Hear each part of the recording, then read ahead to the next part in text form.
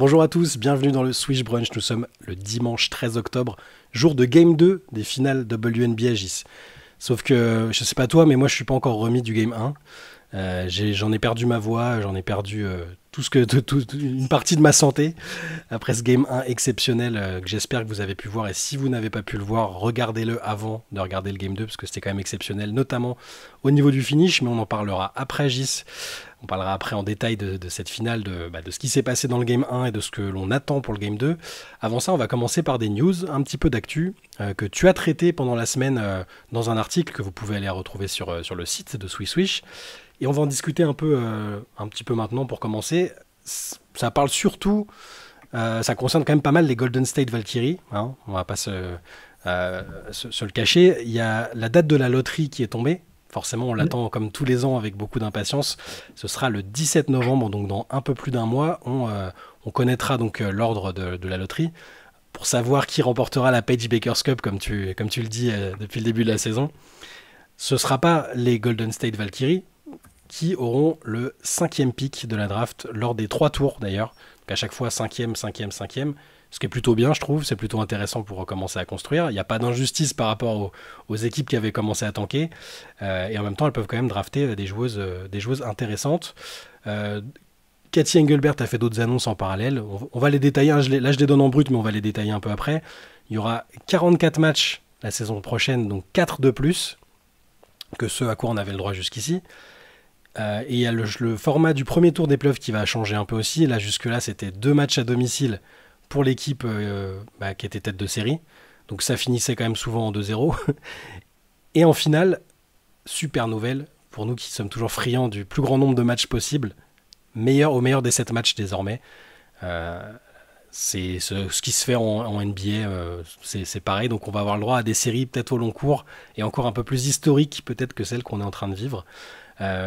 Gis, qu'est-ce que tu penses de ces nouvelles? Est-ce qu'il y en a une qui te parle plus que d'autres, qui te plaît plus que les autres?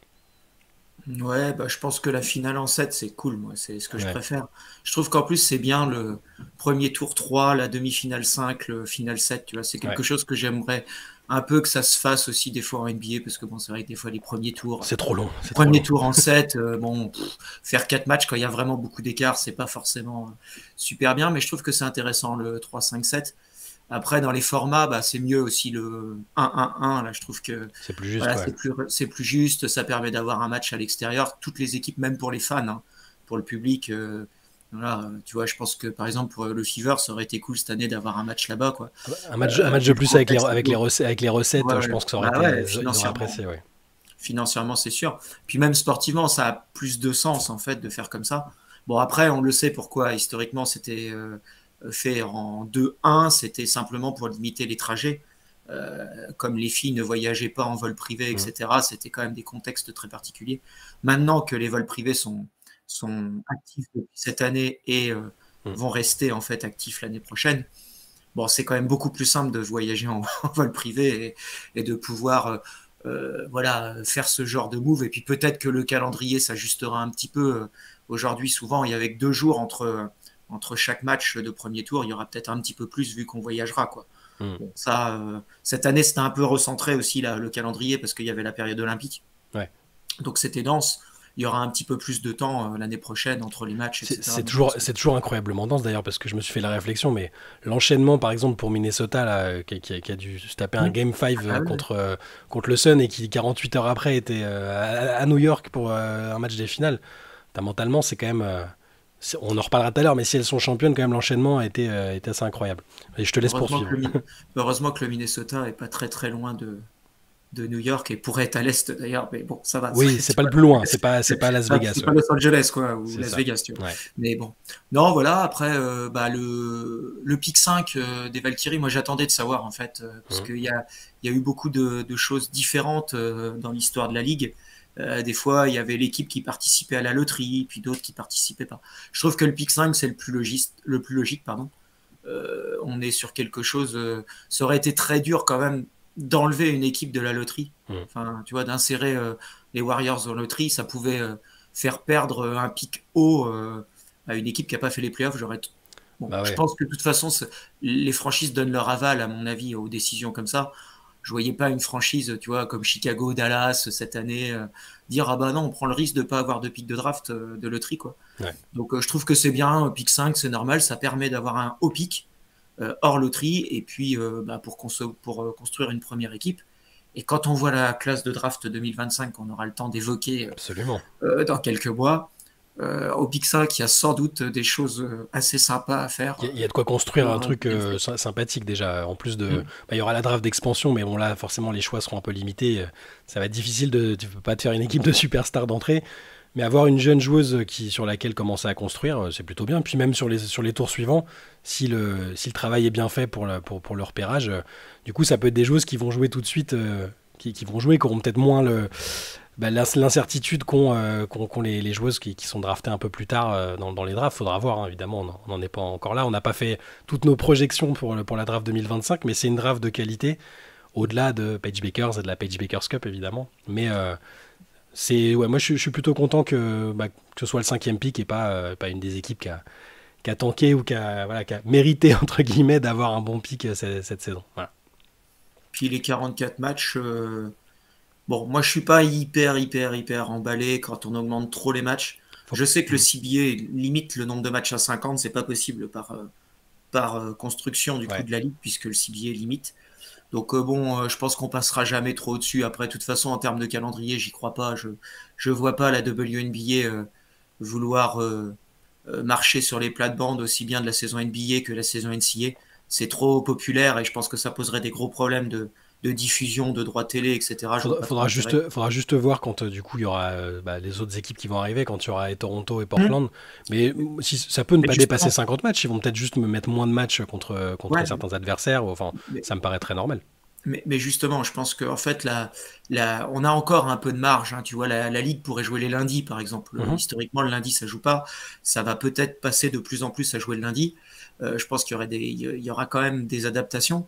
Ce qui permettrait en fait peut-être de rester à 44 même avec les 16 équipes du coup. Parce qu'il y a des nuits quand même, le calendrier de WNBA, je sais que des fois il horripile certains parce que des fois il y a 10 matchs et puis le coup d'après il y en a un par nuit.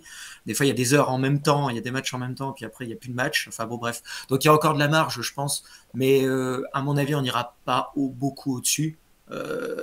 Donc voilà, moi de toute façon je ne souhaite pas personnellement, je trouve que le côté compétitif de la ligue, c'est ce qui fait c'est ce qu'on aime. Ce qu'on aime. Et puis s'il y avait 60 matchs, il y aurait des équipes qui pourraient se permettre de très très mal démarrer, etc. Et c'est pas, à mon avis, c'est pas la bonne optique. Et je pense que même de façon marketing et droit télé, je pense que c'est pas la bonne décision. Moi, quand je vends le produit, entre guillemets, quand je vends la WNBA à des gens qui la connaissent pas bien et qu'on me demande pourquoi j'aime la WNBA, c'est parce que justement le faible nombre de matchs fait que tous les matchs sont généralement intéressants, que ça se joue sérieusement, alors qu'en NBA, les saisons sont tellement longues qu'il y a des séries de matchs où tu sais que ça va être une purge, que tous les joueurs vont être mis au repos. C'est quand même le load management en WNBA, c'est inexistant. Et c'est quelque chose qui est forcément qui peut à la fois rappeler un peu certaines choses à des fans de NBA qui aimaient bien le côté warrior de mecs qui jouent tous les matchs avant.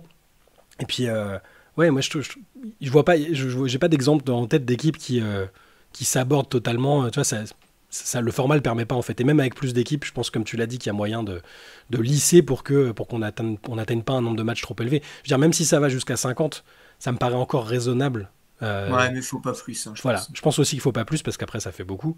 Mais faudra pas dépasser 50. Faudra voir les nouvelles négociations du CBA après parce que ça va arriver bientôt aussi. Hein. Ça va discuter, ça va parler du nombre de matchs, des conditions financières, des infrastructures, tout ça. Mais donc il sera temps d'en reparler. Mais c'est quelque chose. Moi aussi, je suis assez attaché, comme toi, à un nombre de matchs assez faible pour que chaque match compte. C'est quelque chose d'important, je trouve, parce que c'est un des arguments, je trouve, les plus importants pour la WNBA quand même.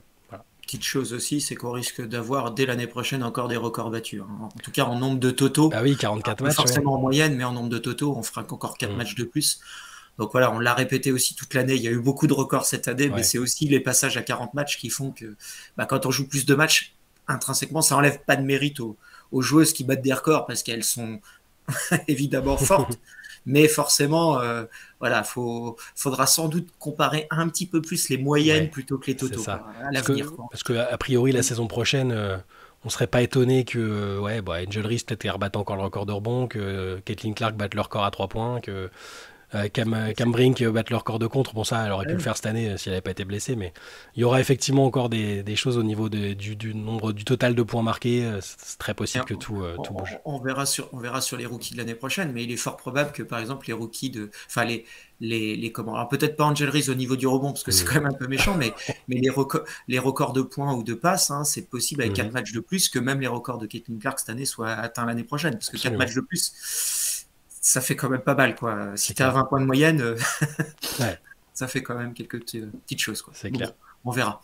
Mais c'est plutôt les mesures me semblent plutôt intéressantes et ça montre encore une fois, hein, je sais que des fois les gens voudraient que ça aille plus vite, mais quand on se rappelle de 2019 en 5 ans depuis l'arrivée de Katie Engelbert, moi j'insiste là-dessus, hein. Mais regardez, si vous avez l'occasion, un peu les réglementations, ce qui était disponible en termes de salaire, en termes d'engouement médiatique, d'émissions même, hein, tout court, entre 2019 et 2024, en 5 ans, mais l'évolution, elle est plus qu'exponentielle. Et ça va continuer, hein, parce que là, si les choses bougent, c'est aussi parce qu'il y a plus d'intérêt, d'engouement. On entend un peu moins de gens dire la WNBA sert à rien, ça perd de l'argent, personne regarde. Les gens commencent quand même à comprendre, les gens qui se penchent sur les matchs, sur l'actualité. Alors oui, il y a des trucs qui sont un peu montés en épingle. C'est sûr que quand on est un peu puriste et qu'on s'attache qu'à une joueuse, à un truc en particulier, nous on aime bien quand on parle de tout le monde et c'est logique. Mais c'est aussi grâce à des phénomènes médiatiques qu'on en arrive à ce que tout le monde en profite. Et ça va continuer. Nous on est très contents de voir ça, hein. Je veux pas du tout faire le rabat-joie et dire que le fait qu'il y ait plein de monde maintenant, ça pose des problèmes. Au contraire, on est très content et il faut que ça continue comme ça, hein, évidemment. Il y a beaucoup de positifs là-dessus. En fait, on met toujours un peu en avant les parties négatives, tu vois, les narratifs, tout ça. Mais il y a aussi, moi je l'ai vu, et même sur la communauté française, quand je vois de plus en plus de comptes qui font de l'analyse vidéo de NBA, qui se mettent à la WNBA, qui en parlent, etc. On l'a vu énormément cette année déjà. Il y en a beaucoup, Et, avec une approche humble et super intéressante en plus. J'ai beaucoup aimé, Et alors, c'est vrai que là, on parle plus de la communauté forcément francophone, parce que c'est elle qui nous intéresse quand même, nous, le plus, quoi. Mais c'est vrai que c'est souvent encore bienveillant et il y a toujours quelques petites prises de paroles qui sont pas terribles, mais en très grande majorité, c'est plutôt très constructif et comme tu dis, très humble aussi, l'arrivée. Donc, je trouve ça très positif et puis voilà, quoi. Puis ça permet de développer petit à petit et de mettre en avant ces femmes qui sont quand même relativement extraordinaires, ces sportives et ces femmes aussi, parce qu'il y a un côté aussi, je tiens beaucoup au côté extra-sportif que peut dégager ces joueuses sur le côté sociétal. Absolument, leur histoire est importante et c'est ce qui fait aussi très important. Voilà, l'importance de cette ligue qu'on aime tant. Dans cette ligue qu'on aime tant, il y a donc une équipe qui va se rajouter la saison prochaine et qui, ça y est, ils sont en ordre de marche. Donc on parlait du 5e pick pour le premier tour et pour les tours qui suivent. On savait qu'il y avait une GM qui avait été nommée du côté des Valkyries, Oema Nianin, dont tu m'as rappelé le nom, que j'avais oublié tout à l'heure hors antenne, qui a été assistante GM ou qui était dans le staff décisionnaire des Warriors pendant quelques années et qui donc elle sera GM. Et on a appris cette semaine la nomination de la head coach. Ce sera Nathalie Nakase, un nom qui est plutôt connu même en NBA parce qu'elle a été assistante quelques années chez les Los Angeles Clippers, une Californienne pur jus, née à Anaheim, lycée à Huntington Beach, 5 ans à la fac de UCLA, même quand elle a joué en NWBL, donc une autre ligue qui n'est pas la WNBA, ligue mineure, c'était à San Diego et San Jose, donc elle n'est pas partie très très loin de chez elle, c'est toujours en Californie. Et après en coach, donc pour les gens qui ne la connaissent pas, elle a un peu bourlingué, elle a commencé en Allemagne, elle a coaché très jeune en Allemagne, puis au Japon, le pays d'origine de ses parents. Et donc là, elle a intégré la cellule des Clippers où elle a été assistante en J-League chez les Agua Caliente Clippers. J'aime toujours bien ce nom de ville. J'adore le nom. Agua Caliente, puis assistante de Doc Rivers pendant 3 ans quand même. On pense qu'on veut de Doc Rivers, ça reste un coach référencé et quand même important de la ligue, donc elle a certainement beaucoup appris à ce moment-là. Et je me souviens qu'elle avait été pas mal, un peu médiatisée quand elle est arrivée dans le staff parce que c'était la seule dans une franchise de LA qui avait été la seule femme qui était dans un staff. Puis Becky Hammon, évidemment, quand elle arrive à Las Vegas, on lui dit qui tu veux prendre. Elle n'est pas bête, elle prend des gens compétents, elle prend aussi des femmes, dont Nathalie Nakase, qui a été double championne WNBA en tant qu'assistante. Et la voilà maintenant avec l'opportunité de laisser sa propre trace du côté des Valkyries, où elle sera la première head coach de l'histoire de la franchise.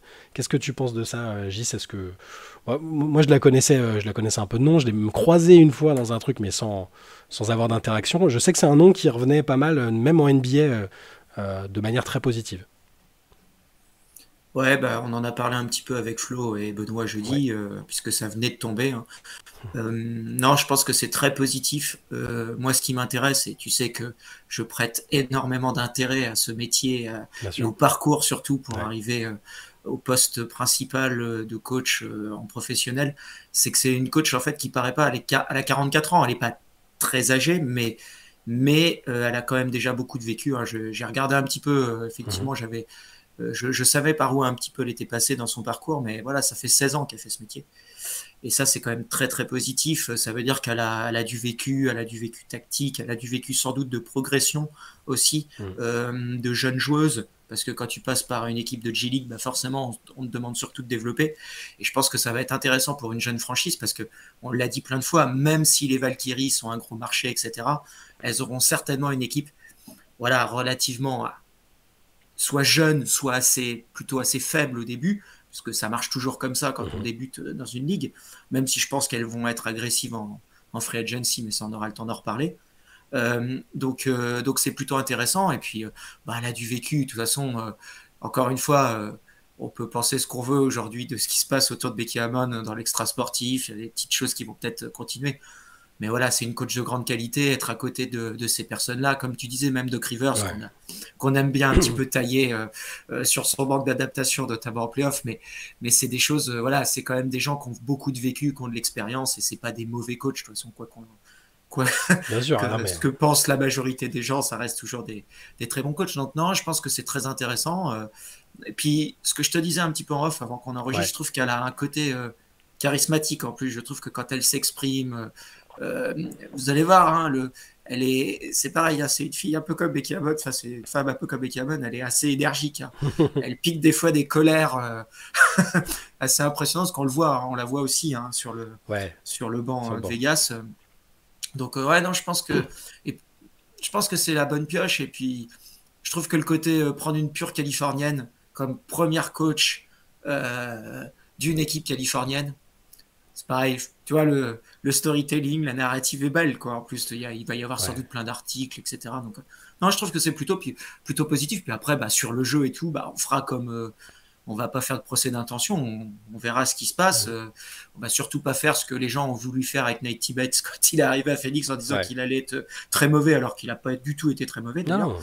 non. Donc on va attendre et puis voir, on juger un petit peu bah, sur ce qui va se passer. Mais ouais, non, je pense que c'est un très très bon choix, et Faut faire je confiance au serais front très office, hein. étonné que ça ne marche pas. Faut faire confiance au front office des Warriors quand même. Ils ont développé des recettes depuis des années pour que ça fonctionne. Et donc, à mon avis, tout sera impeccable. Le choix de Nathalie Nakasse me semble bien. Ça sort pas de nulle part. C'est pas une fille qui est pistonnée. Ou voilà, c'est un parcours, tu l'as dit, assez intéressant. En plus, j'aime bien, moi, la touche internationale. Hum, Le fait qu'elle ait coaché pardon, en Allemagne et au Japon. Ça me fait penser à des parcours chez certains coachs NBA on parlait tout à l'heure de Nick Nurse par exemple. Avant lui, il y avait Dwayne Casey qui avait beaucoup coaché à l'étranger, Quinn Snyder. Enfin, je trouve que ça ouvre pas mal et ça, voilà, elle sera peut-être amenée à coacher des joueuses internationales aussi. Et voilà, elle a un regard un peu moderne à mon avis sur le basket. On verra ce que ça donnera évidemment à la rentrée parce que voilà, ça va être assez excitant d'avoir une nouvelle franchise qui part de zéro en plus. Moi, j'ai pas, c'est la première fois vraiment en étant à fond dans la ligue que je vais voir une équipe WNBA débarquer comme ça. ouais. Donc ça va être évidemment très intéressant. Parmi les équipes qui, elles, ne sont pas très jeunes, pas très modernes, qui sont là depuis longtemps, on a le New York Liberty et les Minnesota Lynx, Gis. Quel game 1 ça a été. J'étais vraiment content parce que je me suis dit, il y a des gens qui vont peut-être regarder pour la première fois des finales de WNBA en se disant, oh, on en parle beaucoup. Il y a New York avec ses stars, Minnesota, l'équipe un peu surprise. J'avais très peur, moi j'ai toujours très peur on tombe sur un match un peu sans des deux côtés, du stress et que ça se passe pas bien. Et que derrière on ait les commentaires, ah ouais, regardez, c'était vidéo gag. Bon, alors, ça n'a pas du tout été ça. C'était un match ultra riche en émotions avec un finish totalement dingue. On a utilisé les termes, hein, dans l'histoire de la WNBA, c'est un match de playoff de légende tout simplement, pour son scénario et le niveau qui a été pratiqué à un moment. Je rappelle pour ceux qui n'ont pas vu le résultat du match et qui voudraient se le faire après, victoire 95-93 des Minnesota Lynx après prolongation. Pour rappel, les Lynx étaient menées de 18 points dans le deuxième quart-temps. Elles étaient encore menées de 12 points à 4 minutes de la fin. Et là, c'est devenu irréel, scénario incroyable. Un enchaînement de choses absolument folles. Dans mon canapé, j'en revenais pas. Notamment le coup de chaud totalement dingue de Courtney Williams, qui était complètement à la masse, qui enchaîne les paniers importants, qui met à 5 secondes de la fin un panier, une action à 4 points, le shoot à 3 points, plus la faute de Ionescu. Derrière, un enchaînement aussi d'actions un peu confuses. Le Liberty qui a 2 lancers. Brenna Stewart, voilà, star parmi les stars, qui rate son deuxième lancer et prolongation. Derrière, dans la prolongation, comme tu l'as très bien souligné dans ton article, c'est là qu'on voit aussi les grandes joueuses, c'est dans les grands moments comme ça et dans les moments chauds. On a vu Nafisa Collier, voilà, qui a été déjà magnifique, notamment défensivement pendant le match, et qui a marqué, entre autres, le panier qui est le plus important à mon sens, ce fameux turnaround incroyable qui a donné encore plus de confiance aux Lynx. Et donc victoire 95-93. Gis, tu en as parlé dans l'article que tu as écrit et que je vous invite évidemment à retrouver en ligne si vous préférez la lecture. Qu'est-ce que tu as retenu vraiment sur les points les plus importants de ce Game 1, ce qui t'a surpris, ce qui a été une confirmation pour toi, ce qui t'a plu? N'hésite pas à nous dire tout ce que tu en as retenu. Il y a beaucoup de choses en fait dans ce Game 1. Il y a deux phases vraiment, mais il y a beaucoup de choses.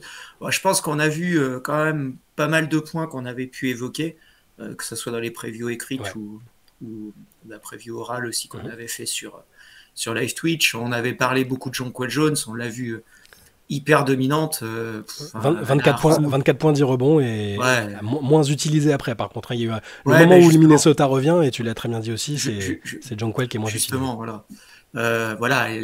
Moi, je l'ai dit, je pense que pour que New York gagne cette finale, il faut que Jonquel Jones soit finale MVP. Si elle tourne en 24-10 et qu'elle gagne, je pense qu'il y aura du mal à le donner à quelqu'un d'autre. Surtout vu l'impact, quoi. Non, on a vu les batailles, la domination au rebond. On a vu un New York plutôt très très bon, même moi je pense qu'elles ont quand même manqué certains coches, notamment elles n'ont pas fini de tuer la bête, comme j'avais dit dans l'article, quand il le fallait. Et du coup, tu as laissé espérer. Et à un moment, Minnesota a pu revenir. Mais globalement, ce match, il est joué 10 fois. Je pense que New York le remporte 9 fois. En fait. C'est sûr. Elles ont fait le match qu'il fallait, l'entame de match qu'il fallait. Il fallait mettre beaucoup de combats physiques, de défense. Je les ai trouvées très très bonnes en défense. Nettement meilleures que je pensais en début de match. Et c'est d'ailleurs pour ça que j'ai pas trop aimé le début de match de Courtney Williams. Elle a mis beaucoup de dribbles, a dribblé un peu bêtement, alors que depuis le début de saison, elle faisait plutôt des choix très très propres, mais c'est parce que c'est aussi du crédit de la défense de New York qui a mis beaucoup de pression et d'intensité.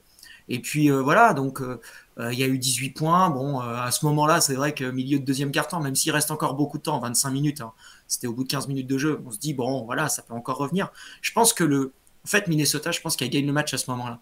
Elle gagne sur ce petit run qu'elles font avant la mi-temps, où elles reviennent à moins 8. Elles reviennent à moins 8, c'est ça. Voilà. Et je pense que, sans parler de moins 18, mais je pense que s'il y a moins 12, moins 13, moins 14 à la mi-temps, je pense qu'elles reviennent jamais. C'est Kayla McBride qui les tient un peu à ce moment-là. Parce qu'on l'oublie dans le flow totalement irréel de la fin de match, parce qu'on la voit moins à la fin, mais par contre, c'est elle qui les tient. Elle finit à 22 points, je crois, quand même, alors qu'elle marque pas du tout dans le Money Time, qui est devenu fou. De mettre un 3 points, je crois. Peut-être un panier externe, t'as raison. Un 3 points à un moment, je crois qu'il y a Jonquel qui en met un à 3 points, et je crois qu'elle remet juste derrière. Raison, exactement, il me semble de mémoire. Mais mais elle les tient. Nafisa Collier est relativement un peu discrète. Bon, je crois qu'elle est à 8 points à la mi-temps, mais c'est vrai que par rapport à son rendement qu'on a vu depuis le début des playoffs, elle est relativement discrète. Donc voilà, et je pense qu'elles font le petit push là quand elles prennent déjà plus de rebonds, parce qu'au début, c'est pas possible. Zéro. Elles se font, mais je sais plus, il y a 20 rebonds offensifs à l'aise dans le match. 25 au rebond offensif, elles se sont fait complètement détruire. Normalement, c'est rédhibitoire. Normalement, tu prends 20 rebonds offensifs, c'est perdu. Mais ce qui prouve que, et ça, on l'avait quand même plusieurs fois évoqué, on l'a évoqué en preview chez Swiss, on en a parlé nous aussi chez Rivers quand on a fait, que les équipes, elles sont très très proches. Elles sont beaucoup plus proches que ce que les gens peuvent souvent imaginer. Et du coup, et malgré une surdomination au rebond, elles ont réussi à un moment à verrouiller un petit peu plus, à créer de la contre-attaque, à jouer de la relance et à recoller à la mi-temps. Et à moins 8 à la mi-temps, et bah, tu rentres pas du tout pareil mentalement que si tu es à moins 14 en fait. Surtout qu'elle finit sur un gros run. Ouais. Donc ça te rebooste. Et sur la deuxième mi-temps, bah, le niveau s'équilibre parce que il y a pratiquement plus d'écart en fait. Mais par contre, Minnesota a du mal à grappiller ses 8-10 points, il reste tout le temps. Et puis bah, dans les 3 dernières minutes surtout, bah, ça devient n'importe quoi. C'est-à-dire que enfin, tu sais, on en a parlé un peu pendant le match parce qu'on a échangé 3-4 messages, mais le terme irréel, c'est ça. C'est-à-dire que il y a plus de sens. New York met plus un panier. Alors après, il faut aussi le dire, hein, New York met plus un panier parce que la défense de Minnesota a augmenté. Et moi, je le dis souvent, et c'est quelque chose qu'on voyait énormément sur la période de domination des Warriors en NBA. C'est plus possible de défendre 40 minutes au basket ou 48 minutes. Les attaques sont trop fortes et ça demande trop d'intensité. Et la capacité d'être fort en défense d'une équipe, c'est de faire des runs défensifs, des stops défensifs pendant quelques minutes. Et là, les 5-6 dernières minutes du quatrième quart-temps, elles sont exceptionnelles. Et toutes, que ça soit... Bon, on a beaucoup parlé des 6 contres de Nafisa Collier. D'ailleurs, quand on met un sur Jonquel Jones, non, mais il est faux, parce qu'il y a faute offensive de Jonquel qui la ceinture. Ah bah oui, elle se retourne à l'aveugle et elle arrive à la bloquer. Et c'est Jonquel Jones en plus, hein, c'est pas... Voilà. C'est complètement irréel. La défense de Kayla McBride sur Sabrina Ionescu qui a été en grande difficulté, mais qui est en grande difficulté depuis le début de saison contre Minnesota. On en avait parlé, elle avait shooté à 30%, à 30% au tir depuis le début, elle a été en difficulté là aussi, mais parce que c'est des joueuses en plus qui peuvent switcher, à s'est tapé Bridget Carton et Kayla McBride les 3 quarts du temps, deux filles qui défendent bien. Et ouais, elles ont été exceptionnelles en défense. Puis après, il y a le coup de chaud, le côté irréel. Courtney Williams qui met un espèce de flotteur en déséquilibre pour les ramener à une possession. Et puis après, il y a cette dernière action qui est... Bon, New York perd des ballons. Il y a cette dernière action qui est complètement dingue parce que moi, je trouve que le paradoxe, c'est fou. Et d'ailleurs, je le tweet, moi. Je vous préviens que si c'est Courtney Williams qui prend le dernier tir, je vais balancer quelque chose dans ma télé. Et d'ailleurs, elle prend le premier tir où elle met une brique. Ah oui, bricasse totale. Mais immonde.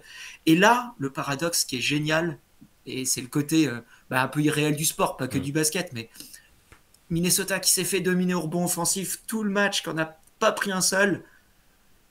Alana Smith récupère ce ballon, ressort la balle. Et là, bon, Sabrina Ionescu fait une énorme faute parce qu'elle ne doit jamais aller au contact. Au pire, tu prends le panier, tu vas en prolongation. Mais tu ne prends pas le risque de donner des lancers. Et bon, bah, elle met le tir, c'est complètement irréel. Et là, honnêtement, moi, devant le match, quand je vois passer, même s'il y a du scénario derrière, parce qu'il y a le lancer et tout, mais franchement, je me dis, c'est pas possible, elles ne peuvent plus perdre, quoi. Parce que, tu vois, à un moment, il y a des côtés comme ça, quoi. Et psychologiquement, si on regarde l'ensemble des matchs, quand une équipe a surdominé et que ça va en prolongation, bah souvent tu le payes en fait. Et dans la prolongation, bon après il y a les lancers francs de Breanna Stewart. Moi je suis assez content qu'au final que ça finisse pas 95-94, qu'il faut quand même reconnaître qu'il y a 2 grosses erreurs d'arbitrage dans la dernière minute. Le ballon, notamment la sortie de balle, bon, je sais pas comment l'arbitre ne peut pas voir que ça tombe sur le pied de Breanna Stewart alors que c'est à ses pieds, quoi. L'arbitre est à 50 cm de l'action, il siffle entre deux et New York récupère la balle. Donc ouais, moi j'étais quand même, ça m'aurait embêté qu'elle gagne, et en plus Minnesota aurait pas eu de ballon puisque c'était tout à la fin derrière. Ça m'aurait embêté que ça soit, même si la dernière faute elle y est. Oui, bien sûr. Mais les deux actions avant, il y a 2 erreurs d'arbitrage manifestes. Donc bon, voilà. Et puis en prolongation, Minnesota a pris tout de suite les devants. Comme souvent, l'équipe qui marque en premier, c'est très très important psychologiquement. Moi j'ai trouvé beaucoup de sang-froid. Elles ont eu beaucoup de sang-froid, elles étaient calmes. New York, c'était un peu, ça se dispersait. J'ai pas trop aimé le rythme. Il y avait des tirs compliqués qui étaient pris. Alors certes, c'était à nouveau parce que Minnesota continuait de très bien défendre, mais Minnesota c'était propre, bien exécuté. Bon, il y a le panier de Nafisa que je trouve. Je l'ai regardé 600 fois, je crois, parce que au ralenti. Voilà. Puis en face quand même, t'as Jonquel Jones. Je sais plus qui d'autre est à côté sur l'action. Mais ce qui est dingue sur cette action-là, c'est qu'au début, c'est Betnijah Jalaini qui défend sur Nafisa Collier, et les 4 autres joueuses des Lynx sont à l'extérieur de la ligne à 3 points. Donc, en fait, c'est clairement voulu. Et là, on voit Betnijah Jalaini, justement, parce qu'elle est plus petite et qu'elle se doute, elle lit bien, en fait, elle lit bien l'attaque, elle voit bien ce qui va se passer. Et elle demande, en fait, le switch à Jonquel Jones, parce que Jonquel Jones est plus grande. Et aussi d'une qualité défensive irréprochable. Elle est d'ailleurs très très forte Mm. sur ses playoffs. Hein. On l'a dit contre Elijah Wilson, etc. Et la défense de Jonquel, mais elle est juste Tu peux parfaite. pas Il n'y a faire. rien de mieux à faire. Parce que si elle saute sur le tir, en fait, vu qu'elle pose ses appuis, elle va décaler ses appuis et elle va aller au cercle. Donc, on peut pas mieux défendre. Après, c'est la classe, quoi. Je veux dire, tu peux rien faire, quoi. Ce tir, il est. Voilà, c'est des tirs que tu vois que vous pouvez mettre Dirk Nowitzki. C'est Mm. voilà, c'est un tir presque indéfendable Ouais. puisque elle se retourne, elle recule. Bon, voilà. Tout... Moi, j'ai trouvé ça incroyable sur la maîtrise technique. J'avais fait un petit tweet juste Ouais. après. Si vous regardez l'action au ralenti, comment elle monte et puis qu'elle ferme son coude, elle accompagne bien son geste. Enfin, tout est maîtrisé. Tu vois que celui-là, elle l'a fait mais des millions de fois, quoi. Et que, en fait, c'est surtout pas un coup de chance, quoi. Et surtout pas de la réussite, quoi. Non, Elle c'est sait, ça. elle est totalement en maîtrise et puis ça tombe dedans et puis ça participe à. Ah, ce tir va participer à sa légende. Quoi qu'il se passe maintenant, de Mm. toute façon, ça restera. C'est en finale, c'est un match qui, comme tu dis, va rester relativement mythique dans l'histoire de la Ligue parce que c'est une finale et parce que le scénario est complètement dingue. Donc, ouais, non, Ça, ça c'est va, top. ça va contribuer aussi au changement de statut de Nafisa Collier qui était déjà acté pendant la saison, parce qu'on a après, on restait un peu une minorité quand même à dire ah bah, elle aurait mérité des trucs de MVP, des voix et tout ça, mais là les gens la voient à ce niveau-là en playoff et pas que sur cette finale. Hein. Je pense qu'elle a vraiment changé de statut. C'est une superstar de la ligue maintenant et, euh, et elle va être encore plus médiatisée, beaucoup plus médiatisée que ce qu'elle l'est actuellement. Je suis curieux de voir comment ça va continuer pour elle dans ses finales parce que voilà, elle a une cible, elle a une cible sur elle parce, tellement elle est identifiée danger numéro un. Mais on Mm. a vu que du coup les autres répondaient présents. C'est pour ça que on parlait de super collectif, c'est que c'est pas juste Nafisa Collier. Autour, toutes les joueuses ont été irréprochables aussi. Et même le côté erratique un peu et un peu fou de Courtney Williams. Moi j'ai toujours eu du mal avec Courtney Williams parce que justement c'est un côté foufou qui est un soir elle va complètement vriller et puis t'as l'impression qu'elle peut te faire perdre le match. Et un autre soir, bah, comme là, c'est une des rares qui est capable de renverser un match comme ça. C'était assez incroyable. Puis son histoire est bien aussi parce voilà, il y a eu des galères quand même hein, sur le plan extra-sportif, au niveau baston, au niveau manque de confiance des équipes envers elle. Elle a un peu bourlingué. Franchement, son parcours commençait à ressembler à celle d'une journeyman, comme on dit, dans NBA, Mm. qui change d'équipe tous les ans, qui a un peu le profil sixième joueuse. Là, je veux dire, elle est même au playmaking, elle réussit des passes décisives, elle met des paniers importants. Ouais. C'est l'histoire de cette équipe. C'est pour ça que je veux pas dire que je me mets à supporter Minnesota pour autant. C'est pas ça. Mais là, pour le coup, l'histoire qu'est en train d'écrire Minnesota, surtout si ça va au bout, ce qui est très très très loin d'être fait, Ouais, c'est clair. c'est assez magnifique. Et puis le niveau défensif de Nafisa Collier, là, franchement, si tu le soulignais dans ton article, en 1 contre 1, quand Brianna Stewart a attaqué sur Nafisa Collier, 1 sur 10. Et c'est Brianna Stewart. Brianna Stewart, c'est une des joueuses les plus efficaces de tous les temps. Alors, un tout petit peu moins dernièrement, mais c'est fou de réussir à limiter Brianna Stewart à 1 sur 10, quoi. Non, mais t'as raison. Hein. Sur Breanna Stewart, la défense, elle a été incroyable. De toute façon, on voit bien, c'est le profil de joueuse aussi qui embête Breanna Stewart. Mm. Profil un peu grand, longiligne. Alors, le problème, c'est qu'il y en a très très peu dans la ligue. Elena Deledon l'embêtait quand elle Ouais. était là. Dewana Bonheur l'embête quand elle est là. Bon. Et puis Nafisa Collier l'embête aussi. On a un peu fait les trois qui ont ce profil-là. Mais non, voilà, après, elle rend les choses difficiles. Hein. C'est une joueuse intelligente, elle lit bien le jeu. Et puis la défense collective, on a insisté toute la saison, mais c'est sans doute l'une des plus belles défenses collectives qu'on ait vues de l'histoire de la Ligue. Hein. Mm. Parce qu'avec des joueuses qui pourtant de base, voilà, bah, il y a des bonnes défenseuses, mais c'est pas des choses hors normes. Tu vois, même Courtney Williams, tu l'as évoqué, n'est pas réputée pour sa Bah défense, mais non. je la trouve active, elle va fermer quand il faut au bon moment, etc. Donc, non, non, bah, cette équipe, elle est hyper attachante. De toute façon, on peut pas, je le dis souvent, euh, tu peux être supporter d'une autre équipe, aimer d'autres choses, Mhm. etc. Mais quand tu aimes le basket, tu peux pas détester une équipe qui produit ce jeu-là. C'est pas possible. Au moins, tu peux juste rester, voilà, sans attache, neutre, parce que tu Mhm. supportes quelqu'un d'autre. Mais par contre, tu peux pas, voilà, ne pas dire, ne pas apprécier ce qu'elles produisent. Alors après, j'ai vu beaucoup de choses passer sur les réseaux, que ce soit en France ou même aux États-Unis, en disant ah mais ça y est, Minnesota va le faire, etc. On est loin du compte encore, attention. Hein. Je pense que New York a largement les armes pour le faire encore. Et d'ailleurs, on l'a vu, hein, pendant 37 minutes, elle surdomine le match. Hein. Mais il n'y aura pas de match, je suis pas sûr qu'il y ait deux. Enfin, comment dire, tu prends Sabrina Stewart et Sabrina Ionescu, elles ont shooté à 14 sur 47. Même si la défense des Lynx est superbe, je sais pas si c'est quand même chaud de réussir à les limiter comme ça tout au long de la série. Et il faut en plus se coltiner Jonquel Jones qui fera ses stats dans tous les cas vu le rapport de force à l'intérieur. Donc, mais justement, c'est ça la différence. Après, on peut aussi dire que peut-être que New York dominera pas autant au rebond qu'elles l'ont fait dans le début du match. Et d'ailleurs, sur la fin du match, elle domine un peu moins. Minnesota est meilleure en fait. Donc on verra.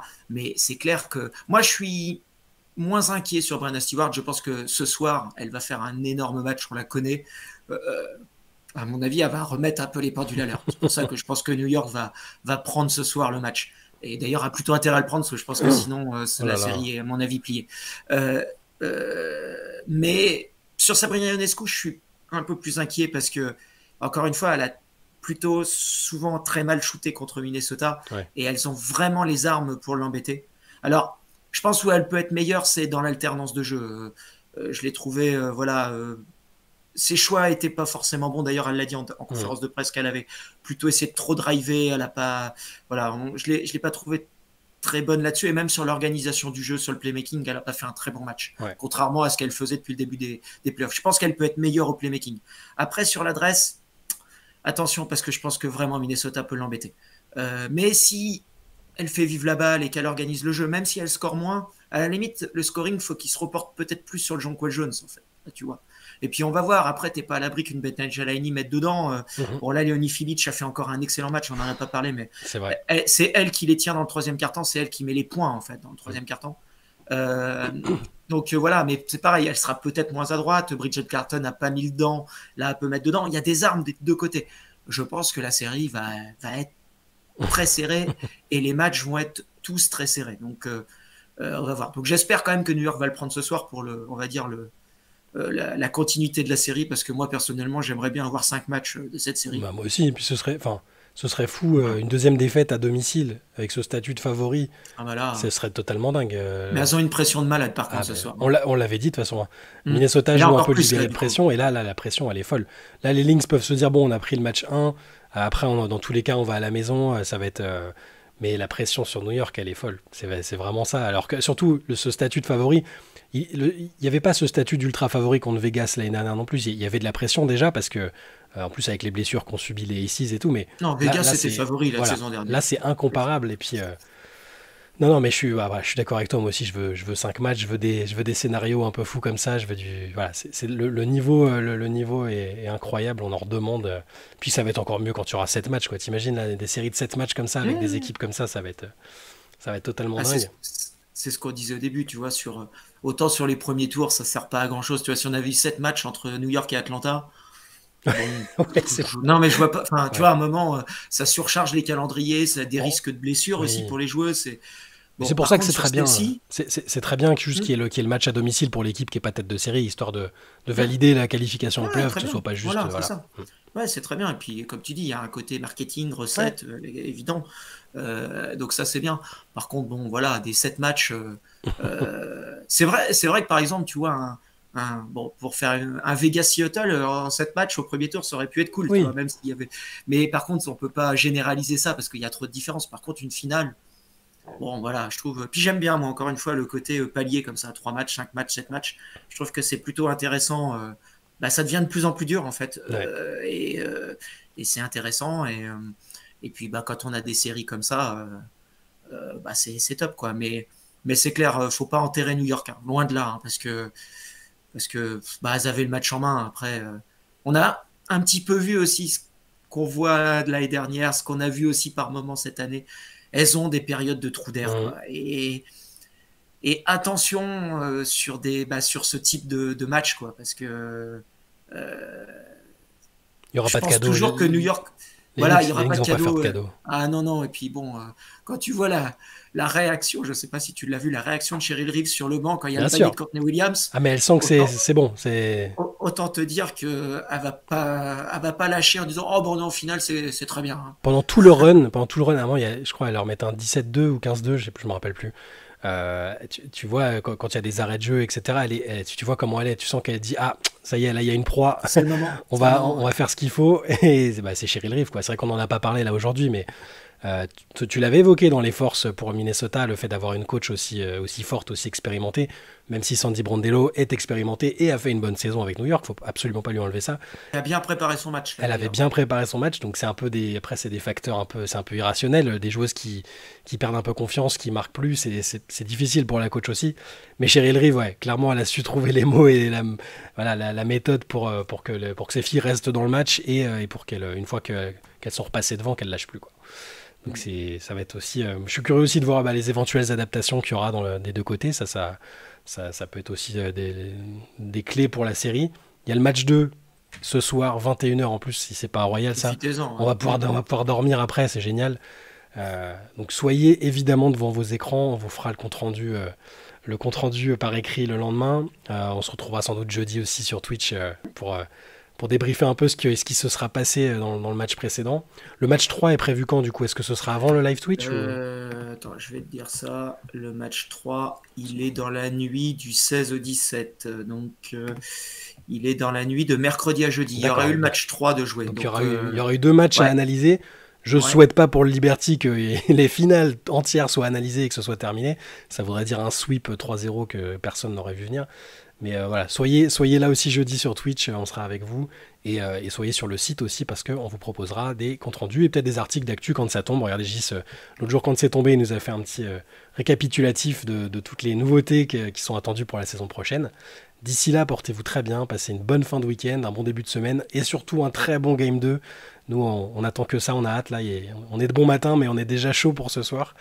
Et on espère que vous aussi. Gis, merci et bonne journée. Merci à toi. Ciao. Ciao.